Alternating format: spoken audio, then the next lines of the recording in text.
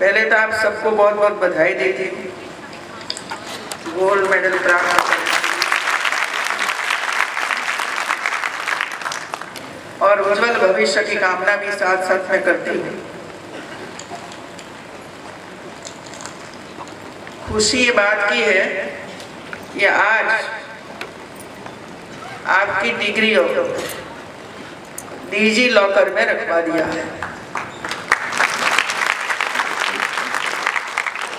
अब digi locker में सभी डिग्रियां आ गई और इसी वजह से भविष्य में कोई फर्जी डिग्री दे नहीं पाएगा।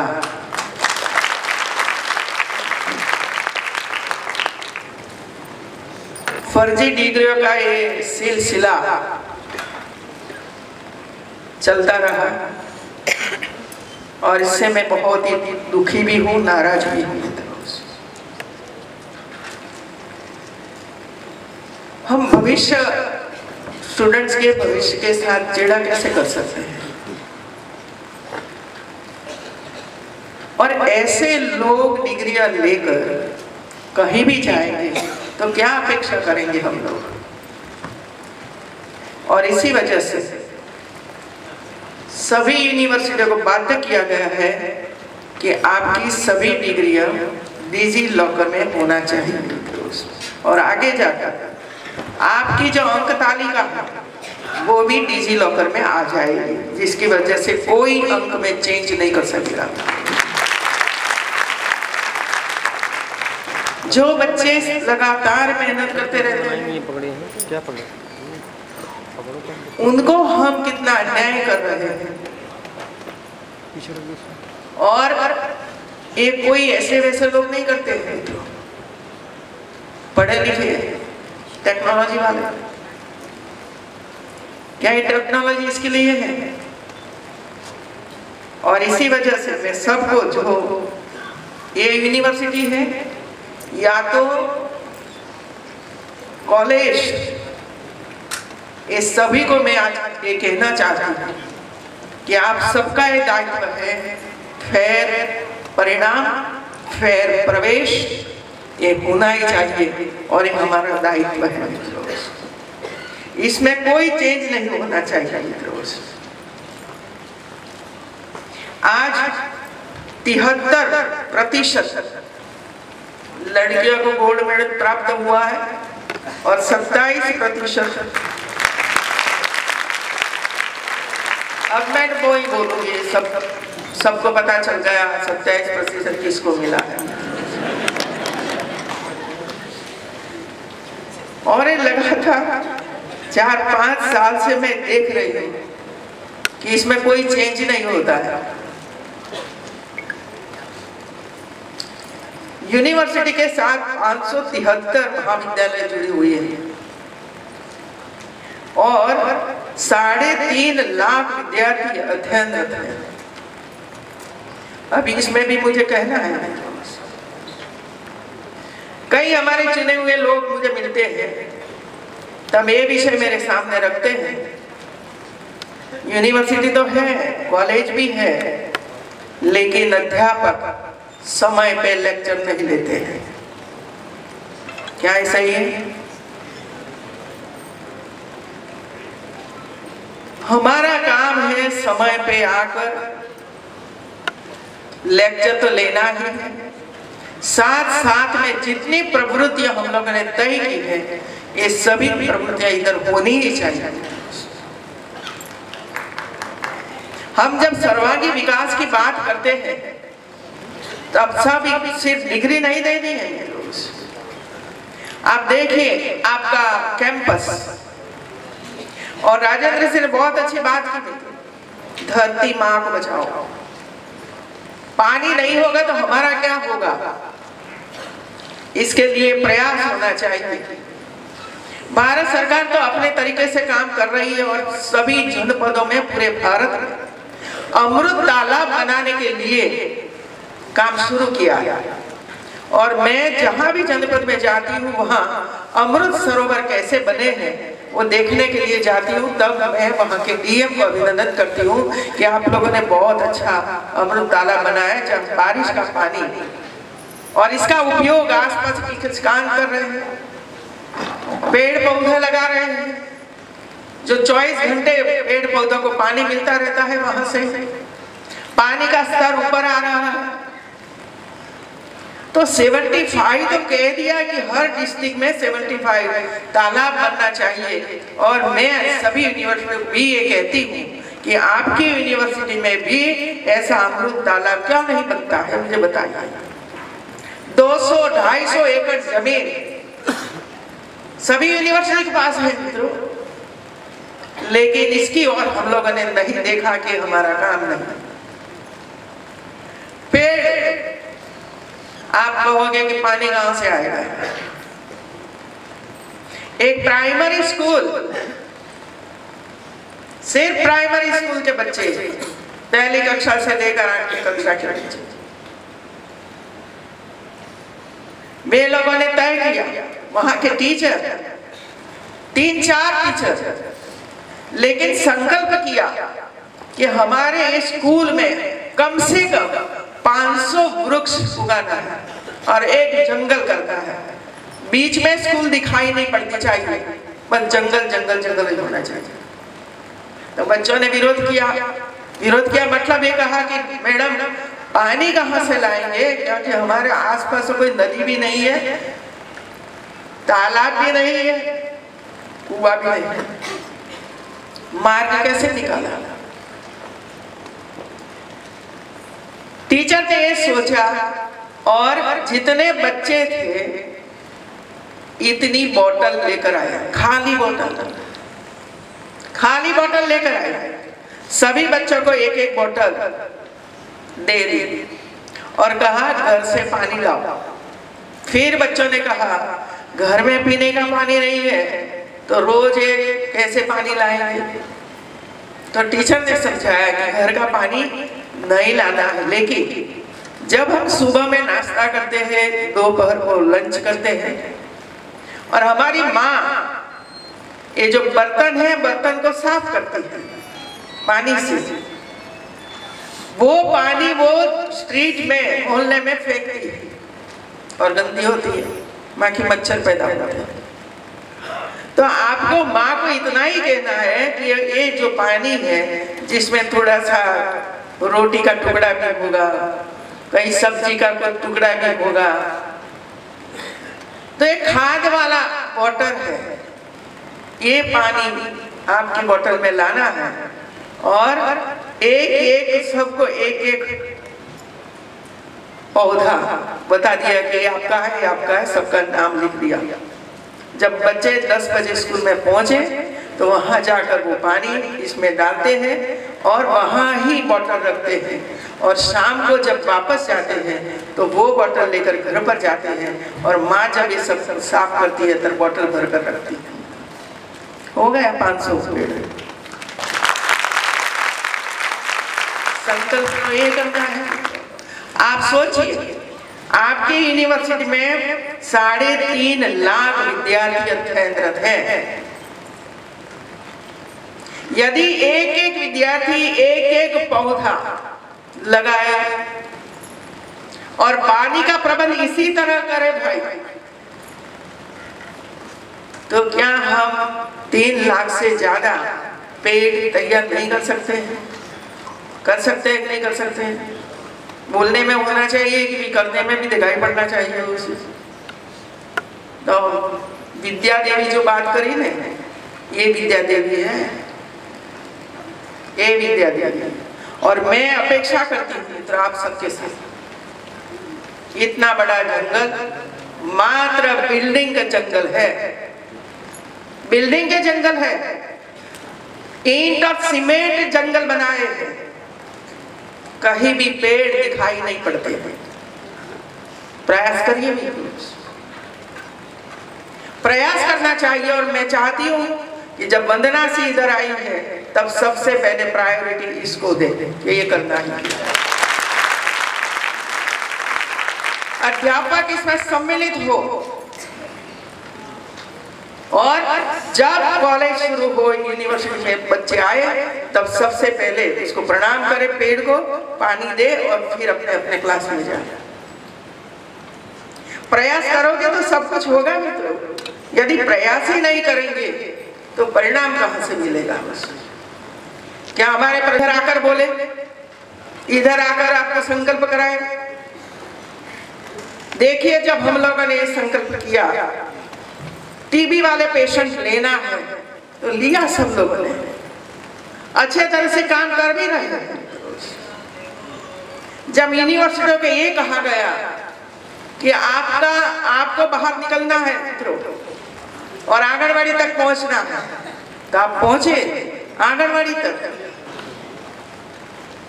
और वहां बच्चों को खेलने के लिए, बैठने के लिए, लिखने के लिए अच्छी अच्छी चीजें आप लोगों ने खरीद की और आज इधर से बच्चों को दिलाई मित्रों से। ये काम हमें करना है। ये बच्चे गरीब के बच्चे हैं, गरीबाई दूर करनी है तो कुछ तो सिखाना पड़ेगा ना अच्छी तरह से बच्चों को। फिर आगे जाकर उनको जो चाहे वो बन सकते हैं, लेकिन पढ़ाई जो उसका मूलभूत अधिकार है वो तो उसको मिलना चाहिए। हम तो पढ़कर यूनिवर्सिटी में आ गए, सर्टिफिकेट मिल गया, तो हमारा दायित्व पूरा नहीं होता है, अभी शुरू होता है। और आज आप सबके प्रयासों से, कॉलेज के प्रयासों से, यूनिवर्सिटी के प्रयासों से 8,000 आंगनवाड़ी तक 40,000 30,000 को खर्च करके आंगनवाड़ी को समृद्ध बनाया है और इसमें बच्चे पढ़े, बच्चे आ रहे हैं, पढ़ रहे हैं अच्छी तरह से। चेयर में बैठना किसको नहीं पसंद? आपको भी पसंद नहीं, चेयर नहीं मिलेगी तो आप भी धक्का मुक्का करते हैं। तो गरीब के बच्चे, उनको भी बैठना है, नीचे नहीं। तो एक काम हो सकता है तो वो काम भी हो सकता है। अभी राज्य सरकार ने 35 करोड़ के कितने पौधा रोपे, इसमें हमारा भी दायित्व होना चाहिए मित्रों। और हर साल हम करते रहेंगे तो परिणाम अवश्य मिलेगा मित्रों। पेड़ ऐसे बड़े बड़े होने चाहिए, जो हम गुरुकुल बोलते थे, ये गुरुकुल में वही था, बच्चे पेड़ के नीचे बैठकर पढ़ते थे। ऐसे बड़े बड़े बिल्डिंग नहीं, हर एक भवन अलग, हमारे लिए वो भवन अलग, ये अलगता बाग हम लोगों ने खड़ा कर दिया है यूनिवर्सिटियों में।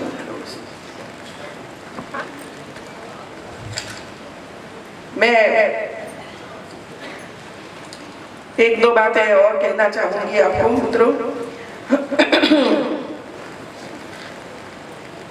कल एक गांव की 108 महिलाएं, मैंने कहा ना कि संकल्प करो तो परिणाम मिलता है। 108 महिलाएं बाराबंकी के चैनपुरा गांव, वहां के रिटायर्ड डीजी थे, रिटायर्ड, उन्होंने काम शुरू किया। रिटायर्ड होने के बाद हो सकता है, लेकिन जब हम सर्विस में होते थे तब ऐसे काम नहीं होते। उन्होंने एक सर्वे किया पूरे जनपद में और सर्वे करने के बाद ये पता लगाया कौन सा गांव है जो सबसे ज्यादा दारू बनाता है, सबसे ज्यादा दारू बनाता है। तो इसमें एक गांव आया चैनपुरा। उन्होंने छुड़ाने का काम शुरू किया, लेकिन कौन छोड़ता है? जब तक उसकी इनकम जनरेट नहीं होती है तब तक वो दारू बनाना नहीं छोड़ते, और बनाते तो पीते रहेंगे वहां। उन्होंने प्रयास किया और प्रयास 3 साल से वो करते रहे और ये सभी महिलाओं ने दारू बनाना बंद कर दिया। पूरा गांव में अब 1 लीटर दारू नहीं बनता है। इसके सामने उसने क्या किया, तो दिए बनाना उसको बता दिया, अचार बनाने का सिखा दिया, मध हनी बनाना सिखा दिया और प्रयास करके बड़ी संख्या में, बड़ी मात्रा में ये सब कुछ वे लोगों ने तैयार करवाया बच्चों को, महिलाओं को। फिर जो साड़ियाँ वगैरह है उनको भी गूंथना या तो वो करना, ये सब कुछ सिखाया। और सिखाने के बाद व्यापारियों के साथ बैठकर महिलाओं को एक काम मिले, इसके लिए उसने प्रयास किया। तो एक एक महिला को महीने में 3-4 हजार रुपया वो कमाने लगी थी। ऑटोमेटिक दारू बनना बंद हो गया। और इसी वजह से हम लोगों ने ये कहा यूनिवर्सिटियों को कि आपको 5 गांव गोद लेना है, परिवर्तन कीजिए गांव में जाकर। और आज मुझे खुशी हुई कि हमारे कई युवा लड़के लड़कियां ने वहां जाकर, गांव में जाकर पढ़ाने का काम शुरू किया है। बहुत अच्छी बात है। एक लड़का एक बच्चे को पकड़ता है और उसको उंगली पकड़कर सिखाता है तो उसका भविष्य तो संवार जाता है। और ये काम आपने किया, इसी वजह से बच्चों को मैं बहुत बहुत बधाई देती हूँ। ये करना चाहिए, लेकिन इसमें और बढ़ोतरी होनी चाहिए, संख्या बढ़नी चाहिए। यदि संख्या बढ़ेगी गांव में जाकर तो गांव में बदलाव जरूर आएगा। लेकिन मूलभूत समस्या क्या है, ये मूलभूत समस्या को हमें पकड़ना पड़ेगा। और ये समस्या जब दूर होगी तब आप जो निश्चित किया है परिणाम, ये परिणाम मिलना चाहिए, तो परिणाम अवश्य मिलेगा।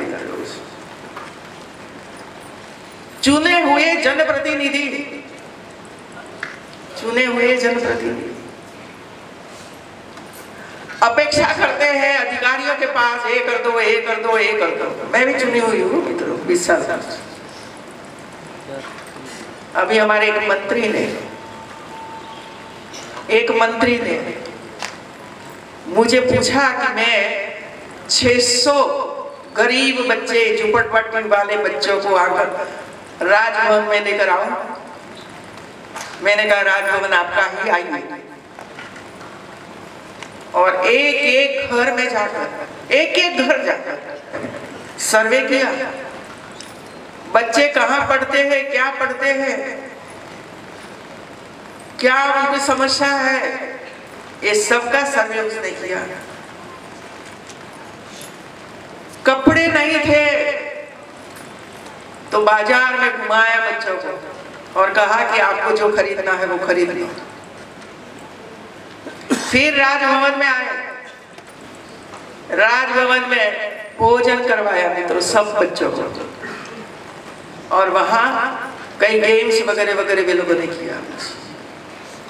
झूपड़पट्टी के बच्चे, वहां की महिलाओं को ऐसे की ग्रुप में शामिल किया कि आप सीखो और आगे बढ़ो। अब एक चेंज होगा मित्रों, शुरुआत हुई है तो चेंज जरूर होगा। हमें कहते हैं कि झुपड़पट्टी वाले हैं वहां मत जाइए, लेकिन झुपड़पट्टी क्यों बनी है पता है आपको? और इसी वजह से प्रधानमंत्री जी घर दे रहे हैं, आवास दे रहे हैं, ऐसे नहीं बाहर रहते हैं। तो जितनी समस्याएं भारत की है, ये सभी समस्याओं को दूर करने के लिए प्रयास हो रहा है। लेकिन 5 साल, 10 साल, 20 साल तक प्रयास करते रहना है। 140 करोड़ की आबादी है मित्रों हमारी, 140 करोड़ की आबादी। यदि हर समस्या में हम लग जाए तो 5-7 साल में हम भारत को बदल सकते हैं। हरियाली भी ला सकते हैं, पानी भी बचा सकते हैं, स्तर ऊपर भी ला सकते हैं, प्रदूषण कम कर सकते हैं, गर्मी का प्रकोप कम होगा। इससे अनियमित जो बारिश हो रही है बदलाव आएगा इसमें मित्रों। लेकिन सालों तक हम लोगों ने इस पर ध्यान ही नहीं दिया और इसी वजह से आज एक काम करने का दायित्व हमारे पर आया है। तो ये करना चाहिए और मैं अपेक्षा करती हूँ हमारी ऋषि के पास। और मैं ये नहीं कहूँगी, लेकिन मैंने ये देखा है कि जब महिलाएं होती है ना, वो जरा अच्छा काम होता है।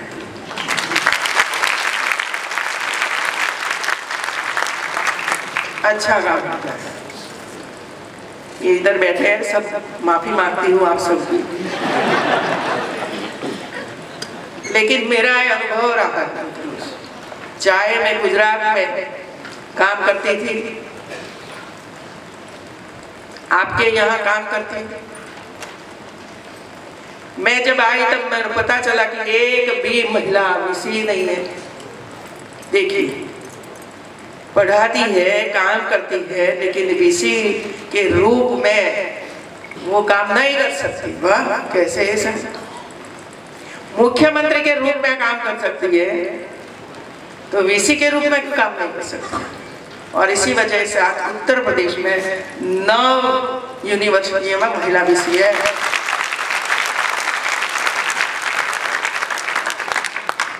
अच्छा काम कर रहे हैं।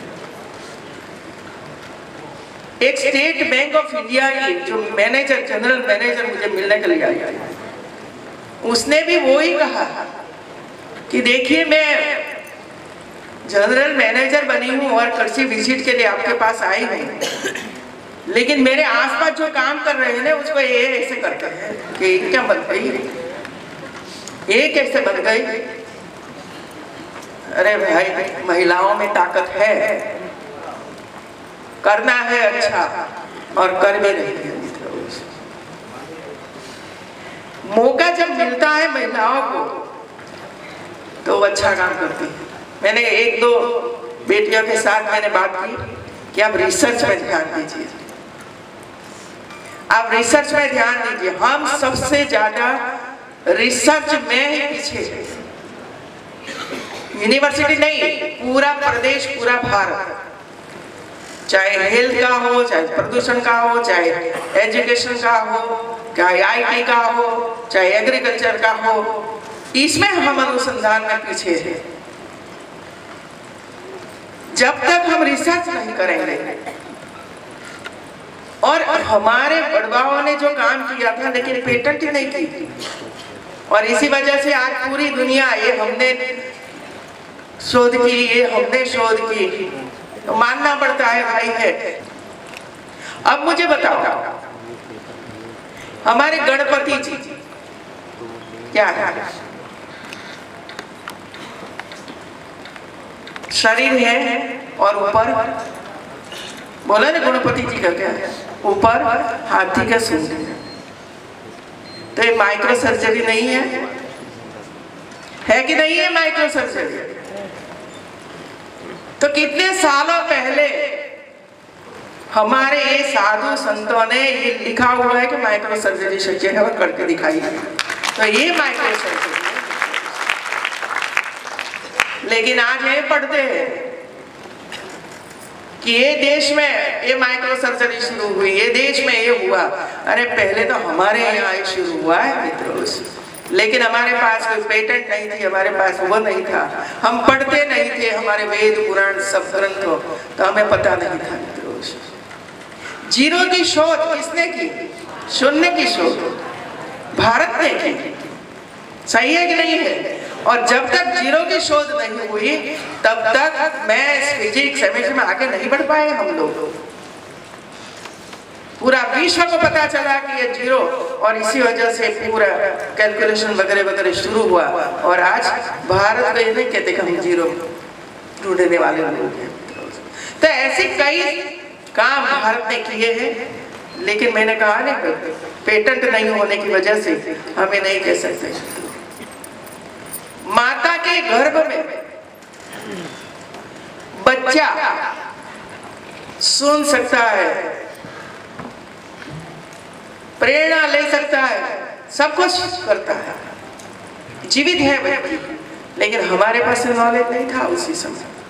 लेकिन हमारे साधु संतों को ये पता था, और वे लोगों ने लिखा है कि माता के गर्भ में भी बच्चा जीवित है और सब कुछ सीख सकता है और सीखता है। लेकिन प्रयोग किसने किया? जर्मनी ने। प्रयोग किसने किया? जर्मनी ने। पता कैसे चला? महाभारत से भी जब अभिमन्यु माता के गर्भ में था तब भगवान कृष्ण ने उसको कोठा युद्ध सिखाने का प्रयास किया था और लास्ट कोठा युद्ध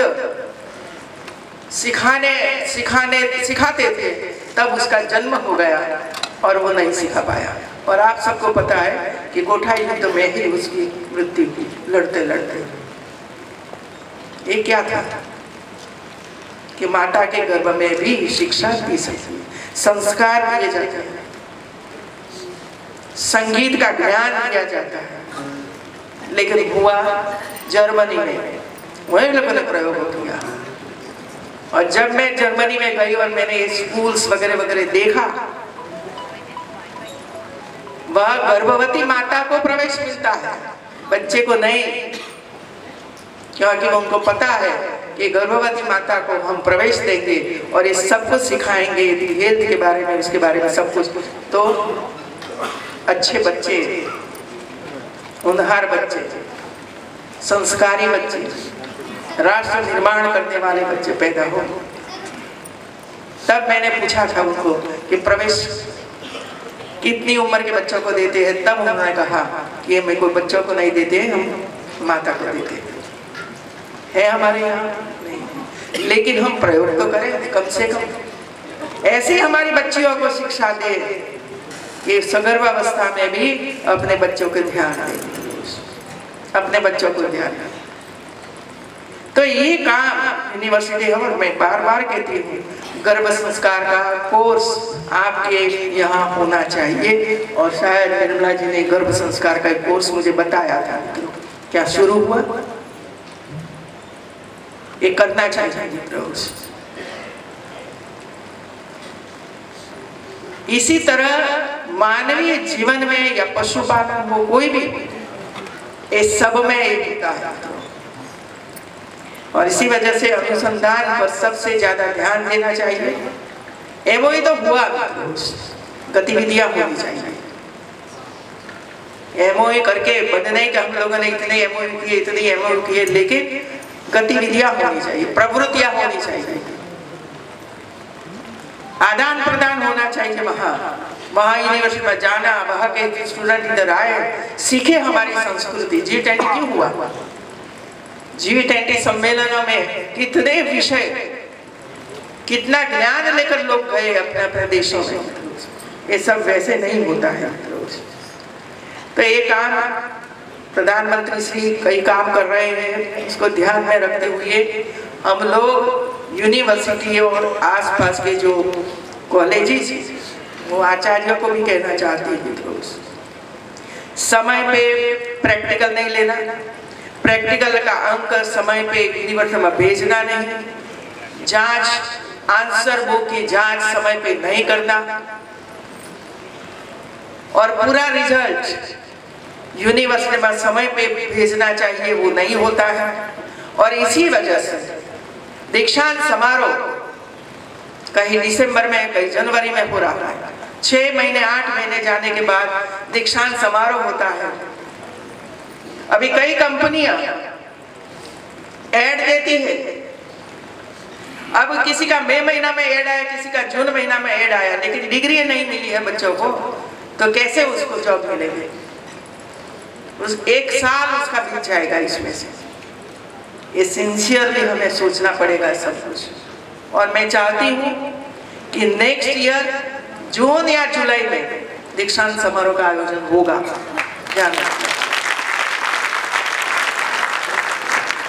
विद्यार्थियां भी परेशान करते हैं, आप लोग भी परेशान करते हो। जब आती है कि प्रवेश के लिए ओपन कर दिया है तो आप प्रवेश ले लीजिए, फॉर्म भर दीजिए, वो कर दीजिए, वो कर दीजिए। तब अब मैं नहीं भर सका तो ये करो, 1 वीक आगे बढ़ाओ, 1 वीक आगे बढ़ाओ। कहाँ घूमते हो सब लोग? ध्यान तो रखना चाहिए, आपके जीवन के लिए है मित्रों। और इसी वजह से मैं कभी कभी वीसी को कहती क्यों ओपन करते हो, नेक्स्ट ईयर भरेंगे, 1 साल चली जाएगी तो पता चलेगा। आप बार बार इसमें कुछ न कुछ आगे बढ़ाते रहो तो वही सिटी यूनिवर्सिटी बनेगी। इस समय पर प्रवेश भी नहीं होगा, रिजल्ट भी नहीं आएगा, दीक्षांत समारोह भी नहीं होगा। तो सबको तालमेल से, चाहे कॉलेज का अध्यापक हो, चाहे कॉलेज के प्रिंसिपल हो, यूनिवर्सिटी के करता हत्ता हो, सबको मिलकर जो तारीख तय की है, तारीख में जो समय निश्चित है, इसमें ही सब रिजल्ट देना पड़ेगा आप लोगों को। आज आप सब लोगों ने देखा, डिग्री आ गई आपकी, इसमें कोई चेंज नहीं कर सकेगा, कोई चेंज नहीं कर सकता। आप कहीं भी, आपके पेरेंट्स बंबई में रहते हो या तो यूएसए रहते हो, वो देख पाएंगे, ले पाएंगे आपकी डिग्री। ये सुविधा उपलब्ध कराई है मित्रों। अब टेक्नोलॉजी है मित्रों, टेक्नोलॉजी का उपयोग तो करना चाहिए कि नहीं करना चाहिए? और जितनी टेक्नोलॉजी का हम उपयोग कर रहे हैं, इसमें जो हमारे स्टूडेंट हैं, मास्टर डिग्री में पढ़ते हैं, उनका भी उपयोग करो, उनको भी शामिल करो। बेटा ये कर दो, ये जरा हमें मदद करो इसमें। उसको अलिप्त तो नहीं रखना चाहिए यूनिवर्सिटी से, उनका भी उपयोग करना चाहिए। मैंने देखा है कि जहां बच्चा का उपयोग हुआ है, वहां जो आंदोलन चलते हैं ना, ये करो ये करो, ये कम हो गया, क्योंकि उनको पता चलता है कि काम कैसे होता है। तो सक्रिय भागीदारी बच्चों की भी इसमें होनी चाहिए। अंत में मैं एक कहूंगी कि आप आगे बढ़ते रहिए, देश सेवा करते रहिए, लेकिन पैसे कमाते भी रहिए, तो ही देश सेवा होगी। वो तो पहला है, खाना पीना तो चाहिए नहीं हमें, लेकिन ये नहीं होना चाहिए कि मैं करोड़पति बन जाऊं, मैं अरबपति बन जाऊं, ये नहीं भाई। ऐसे सोच समझकर आपका जीवन बनाइए, और हो सके इतना देश आगे बढ़े, इसके लिए एक व्यक्ति आगे बढ़ती है ना, तो देश आगे बढ़ता है। यूनिवर्सिटी को ध्यान में रखिए, ये हमारी मातृ संस्था है। आपको पूरा प्रयास किया है अध्यापकों ने, आपके माता पिता ने आपको आगे बढ़ाने के लिए प्रयास किया है। हम न माता पिता को भूले, न हमारे अध्यापक को भूले, न हमारी यूनिवर्सिटी को भूले, सबको साथ में लेकर आगे बढ़ना है। और मुझे पूरा विश्वास है कि आप आगे बढ़ेंगे। जय हिंद, जय भारत।